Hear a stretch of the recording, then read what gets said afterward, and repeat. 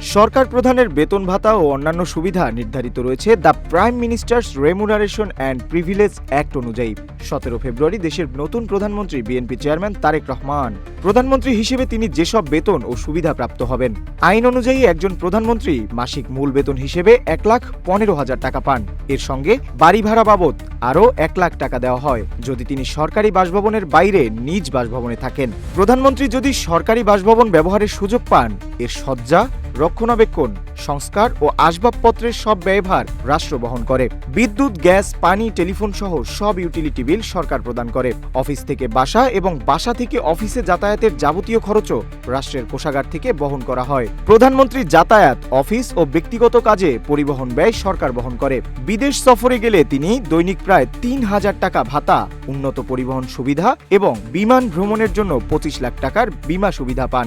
এছাড়া বিনোদন ব্যয়, পারিবারিক নির্দিষ্ট খরচ, নিরাপত্তা ব্যবস্থাপনা, এমনকি গৃহস্থলী সামগ্রী পরিবহনের ক্ষেত্রেও নির্দিষ্ট দূরত্ব সীমার মধ্যে ট্রেন, জাহাজ বা স্টিমারের খরচ সরকার দেয়। প্রধানমন্ত্রীর জন্য 1.5 কোটি টাকার স্বেচ্ছাধীন তহবিল থাকে। ব্যক্তিগত চিকিৎসকের পরামর্শে দেশে বিদেশে উন্নত চিকিৎসা সুবিধা গ্রহণের সুযোগও প্রধানমন্ত্রী ও তার পরিবার পান।